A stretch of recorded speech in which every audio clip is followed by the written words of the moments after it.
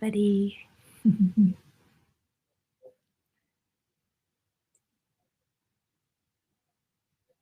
Woohoo! We are live. Hi, this is Catherine Toon. And I wasn't going to come on this morning. I was actually slated to do a podcast, but we had to reschedule. So I was all set to go. So I figured I'd just minister here. Good morning. I hope you are doing well. Let me turn on my little chatty yatty thingy. All right. Awesome. So, what I really felt led to talk about was this concept of peace for pain. I minister to people all the time that are in pain. I mean, really, what is ministry if it's not like I'm in pain, I need ministry? and and you know, and when you do this for a while, you recognize there are patterns that happen in that divine exchange, because the human experience, which ultimately comes from the place of feeling separate from God, or maybe he's there and he's not doing anything, you know. I'm sorry, I don't know why I laughed there. That was like not an appropriate time to laugh. So I just know you're going to love me anyway. I tend to do that because what's happening is that I'm fast forwarding to the other side of it. So I'm like, yeah, on the other side, that's actually funny. But when you're under it, oh, let's be clear, it's not funny. So I just want to make sure that you really know that I am not laughing at your pain if that's where you're at. In the place where there's a pain point, and that's what we feel, we're in debt, we lost our jobs, there's a health issue, there's a relational issue, maybe there's some torment that you're dealing with on the inside, rejection, huge one. Maybe you banked on something big and it just totally fell through. You're betrayed by a friend. You didn't get the promotion you were looking for. Everything that you've worked for a lifetime or for years is falling out. Your kids spinning out, whatever that is. There's lots of pain on the planet, right? There's lots of pain. And, I think a lot of times we can start to get jaded in that we start to identify with life as pain, and I'm like, no, there's pain in life, but life is not pain. And I remember thinking about this, and it was interesting. For those of you who've seen that great movie, The Princess Bride, okay, and he's like, I think it's that one, and one of the characters is saying something that this is really painful, and in the young man's bitterness, he says life is pain. And you know what? That is a totally fallen perspective. Because in the place where life is pain, you're basically saying, I'm totally disconnected from God. And when you experience that disconnect, it is exquisitely painful. The times of my life when I felt the most alienated from God have been the most exquisitely painful times of my life.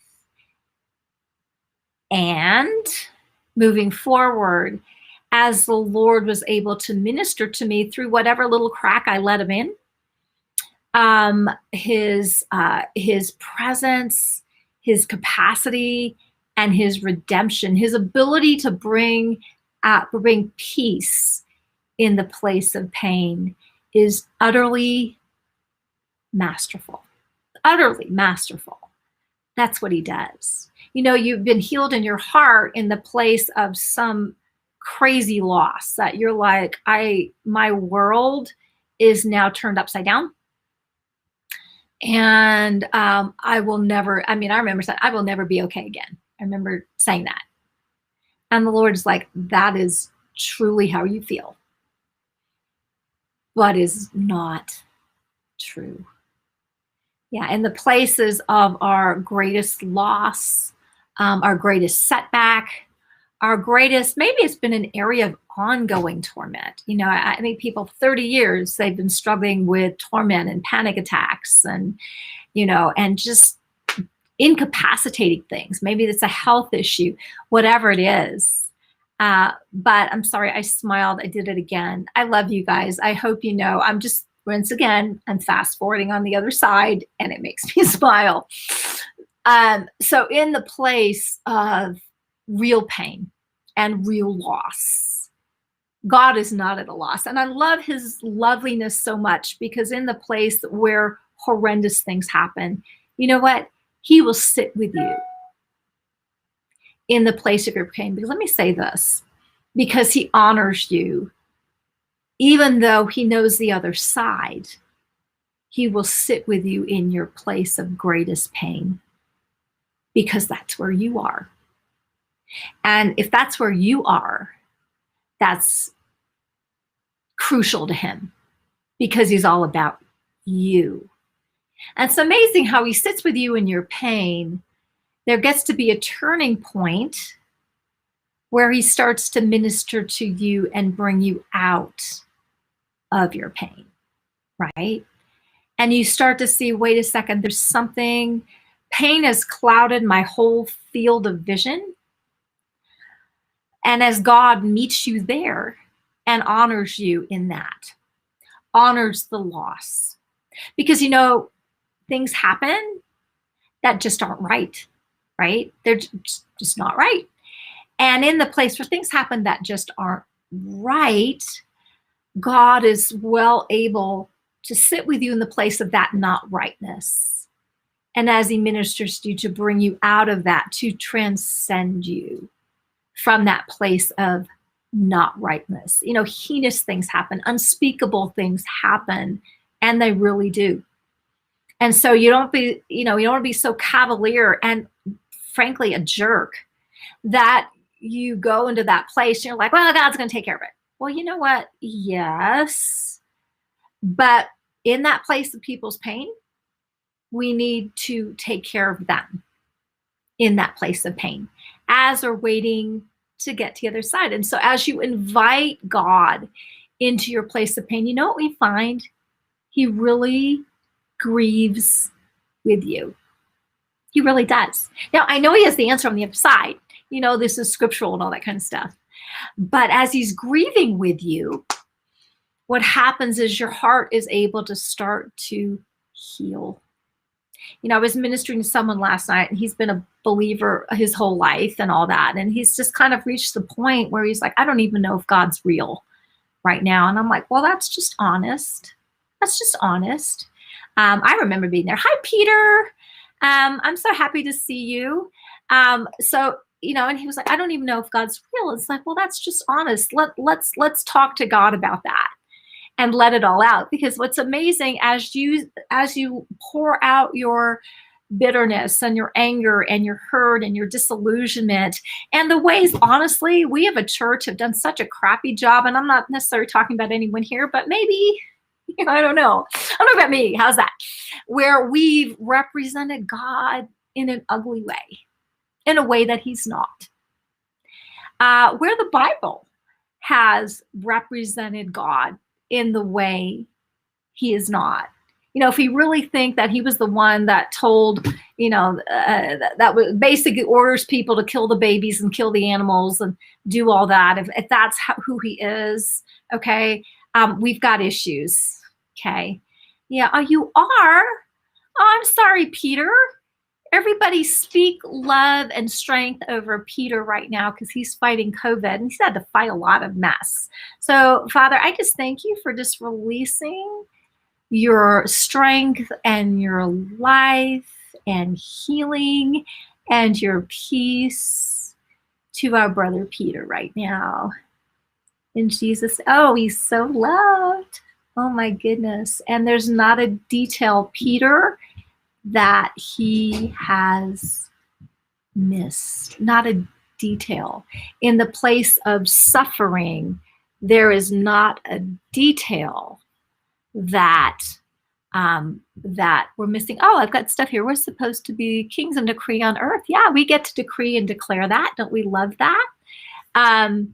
So in the place where we get to do that, we also get to release things. Why? Because we are partakers of the divine nature, right? And so as we're decreeing who God is and who God is for us, we're able to operate as partaking the divine nature, and things do change. But we need to recognize the loss. It's like before you can heal something, we need to, I'm trying to improve my screen here. Having issues. Okay, there you go. Now I can see. Okay.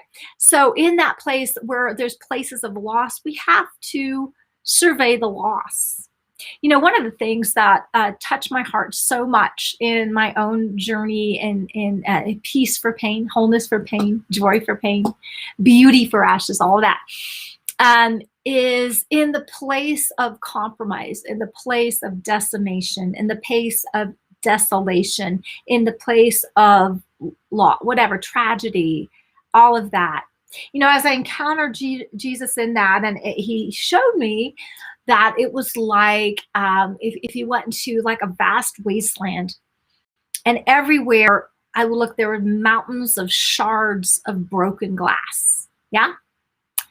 And so in the place that there's mountains of shards of broken glass that he was taking, it was really interesting. He wasn't in this big hurry to get me out of there, right?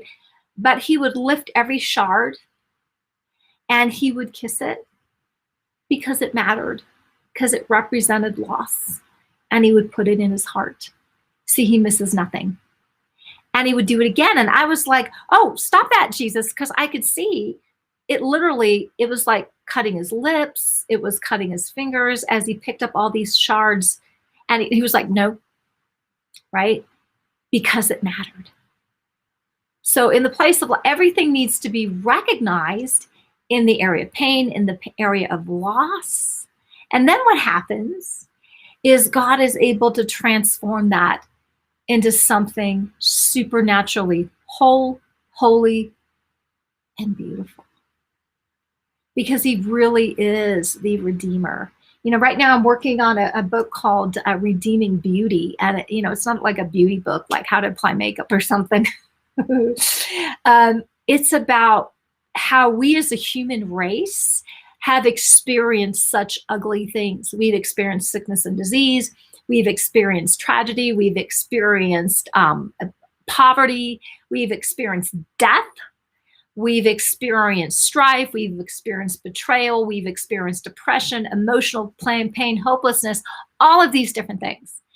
And how God is able to take all that ugly and restore it back to himself and redeem it back to original design that is splendorous, that is glorious, that is breathtakingly beautiful. Yeah. And so that is oh good, it would not help me a beauty book. No, we need a supernatural beauty book. It's about God's beauty and his ability to transform, right? Pain into peace. And so what is peace? Peace is transcendent. Peace is supernatural. Peace is wholeness. See, where anything's broken, right? It's unholy. Do you know another word for holiness is wholeness? Wholeness. And so God is able to restore the unholy, ugly things into something beautiful and whole, right? Glory carries about this concept of wholeness and holiness and integrity and weightiness. And you see, so God, those he foreknew, he predestined, those he predestined, he justified, those he justified, he glorified. So we're in the process, not of justification, because we already have been, right? It's the covenant of forgiveness. So that's a done deal. But it's the covenant of that allows us in the place of being justified to be glorified as sons and daughters created in the image and likeness of our Father, and the image and likeness of Jesus, being conformed to that image, being transformed from glory to glory to glory, so that the glory in us overtakes and overwhelms, so that the unveiling of the sons and daughters of God are able to release creation from its bondage. And what is some of the bondage of creation? Well, sickness and disease. Viruses were never intended to torment and kill. Okay, right? All of those things in our field of view. And in the place where maybe the pain is just emotional pain. Well, you know what? God intended for your mind to be at peace. Why? Because you can rest in Him. And taking you into the place of rest is where God is able to unveil His good plans that He already said yes to. And He's looking for us to say the amen, right? So us as sons and daughters of God, created in the image and likeness of God, where the glory in us as Christ on the earth, right? We are as Jesus in this world right now, in the midst of all the blah, blah, blah, okay? We are as Christ, okay? We didn't create ourselves, so let's be careful. We're not our own creators, but we are sons and daughters, and we are of His essence. Jesus is the firstborn, and we are His co-heirs, okay? And so as that, we carry that same creative power that has been given unto us. And so we get to do that. So we get to make the divine exchange in the place of pain, peace, wholeness, restoring things to rights.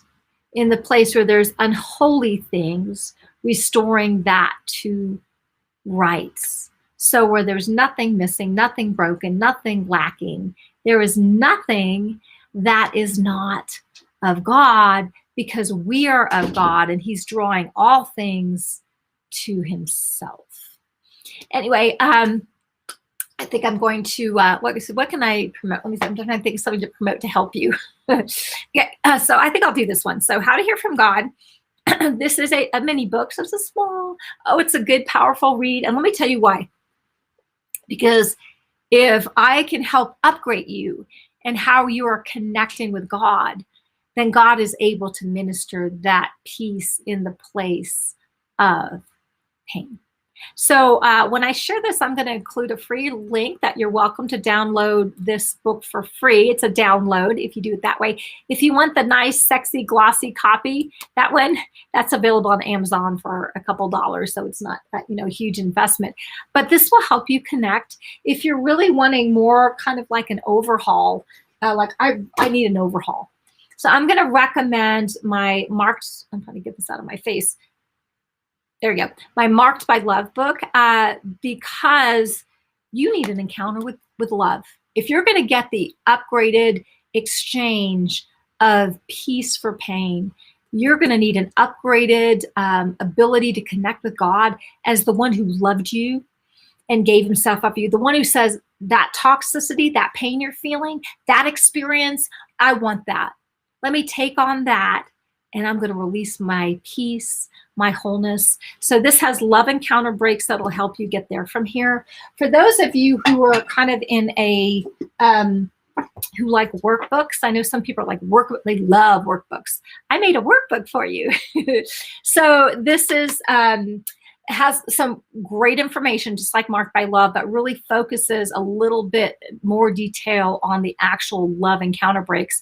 And if you take them as a 1-2 duo, it's really awesome. Anyway, so those things will help you. If you're really hurting, let me do that. And then feel free to partake of, I got a ton of free stuff on my website, catherinetoon.com. Partake of those. You know what? I just love giving free stuff. I got a lot of other free downloads too. So you can partake of that as well.